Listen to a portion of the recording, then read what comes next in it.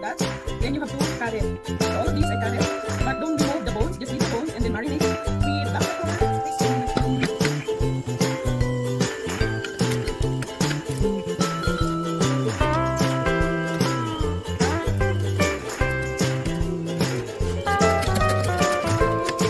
I'm back again. Good morning, everyone, to all people around the world. Good morning to all people in Filipino working abroad. Good morning, good morning. So today I'm gonna do the fried chicken, drumstick fried chicken.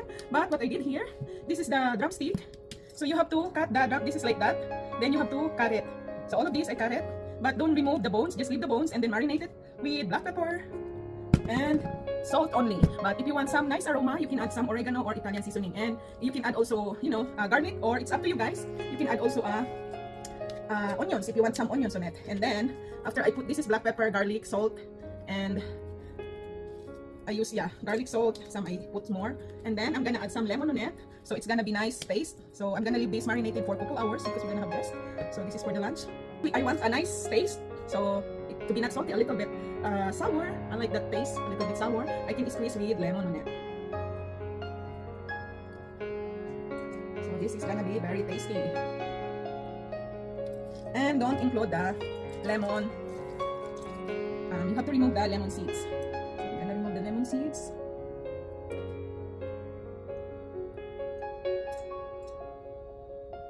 Because lemon seeds is better taste, but if you are okay with bitter taste, it's fine also. These are garlic and this is the lemon seeds. Now I add those ingredients, or I season with that thing. I can close these. And then to be marinated. So I'm gonna close like that. So and I'm gonna add more black pepper on the outside area. You don't have to add more salt because it's gonna be salty. Too much salt is not good for your body.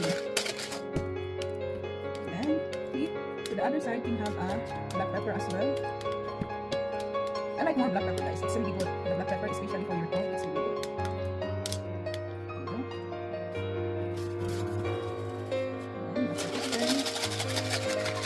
It smells so good. Now I don't want this here outside, so I'm gonna put in a little bit small, so I can leave it in the fridge for a couple hours. And after a couple hours, when the guests almost coming in, then that's the time I'm gonna start doing the fried chicken without using oil. So it's gonna be very tasty and so yummy, delicious fried chicken, drumstick fried chicken. It's continuation for our fried chicken drumstick. So we're gonna use the SALADMASTER cookware. So without using oil. So this is EOC 316 titanium stainless steel the inside, and we have to heat up the EOC. So we have to heat up 450 degrees Fahrenheit to cook the fried chicken. When it's heat up after 3 minutes, time to cook your fried chicken. So I'm gonna put 450 degrees Fahrenheit, 450, and then magsasayaw ang ating salpak. I'm gonna close the lid. So this is our chicken drumstick. It's marinated already for 3 hours, 3 to 4 hours, guys. So black pepper, garlic, lemon, and salt. So heat up the EOC SALADMASTER cookware for 3 to 5 minutes. To make sure our EOC skillet is ready, we're gonna get a water and whisk. So when the water is running, see guys, you can see it's running. It's ready, and heat up already, ready for frying without using oil. So first do like this.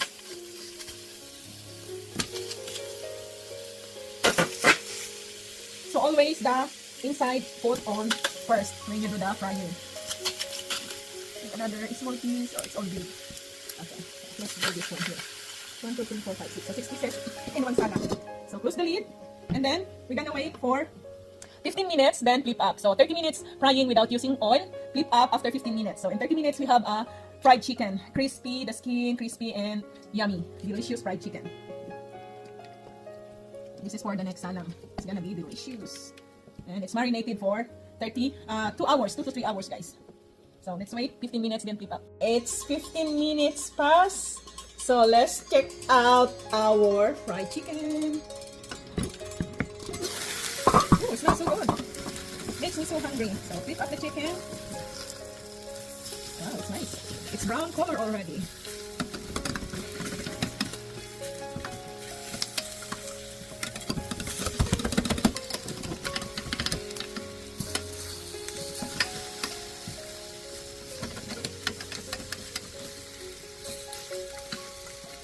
go. And then close the lid. After 15 minutes, let's come back and our fried chicken without using oil, it's gonna be done. So within 30 minutes, we're gonna have a crispy, creamy, juicy, and delicious, yummy, delicious fried chicken. So that's how it's very quick and faster cooking in SALADMASTER way.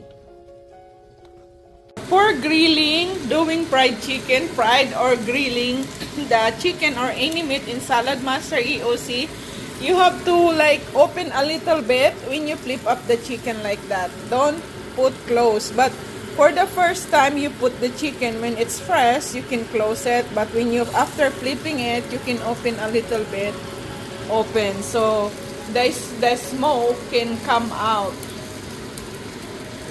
So our fried chicken is done already. So it's cooked, guys. See how crispy it is.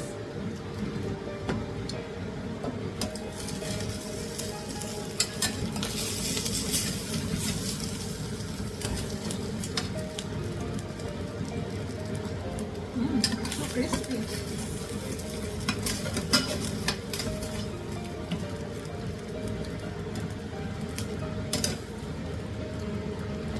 And let's try this one. Ooh.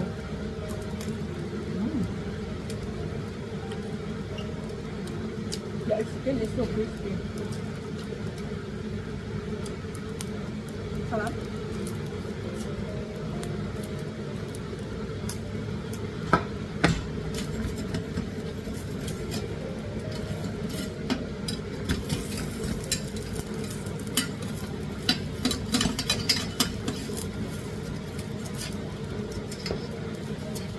The skin is so crispy. So this is a very healthy cooking system without using oil.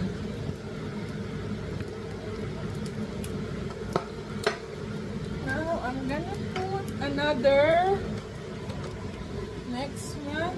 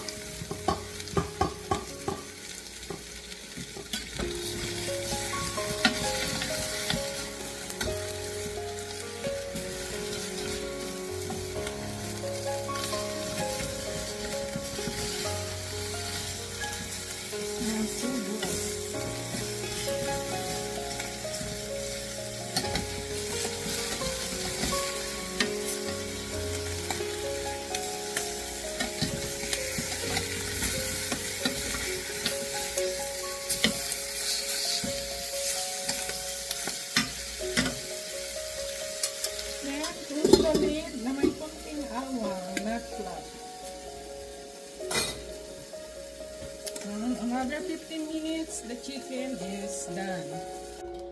There we go.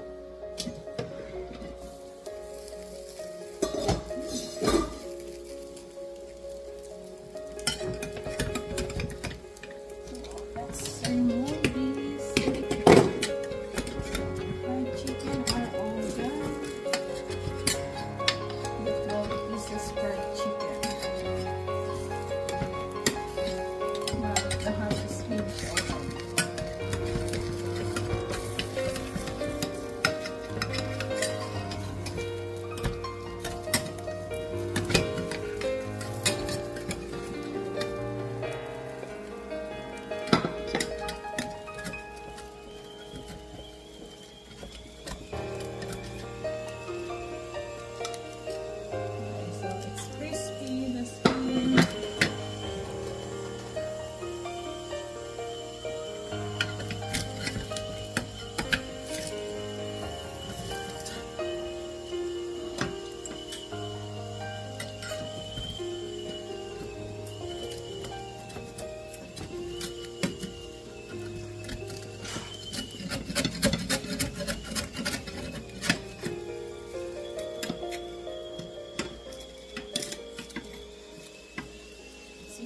the skin is really looks good.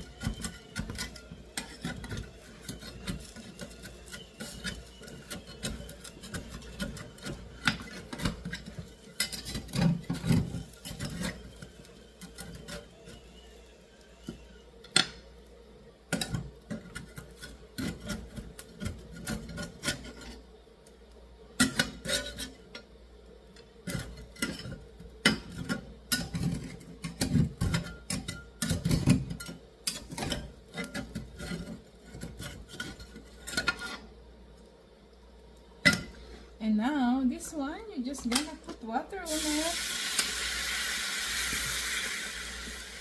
Let it soften by water for 30 minutes and then you can clean up and it's gonna return to brand new one. So, this is the chicken. See? Oh.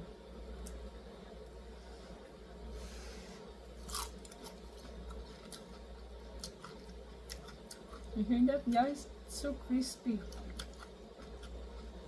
And it's removed all the bad fats from the chicken. Thank you guys for watching. I really appreciate it. Please subscribe, hypes, comments, and shares. And please watch the commercials so at least I can earn something for the next video making. Thank you. Bye-bye. God bless us all.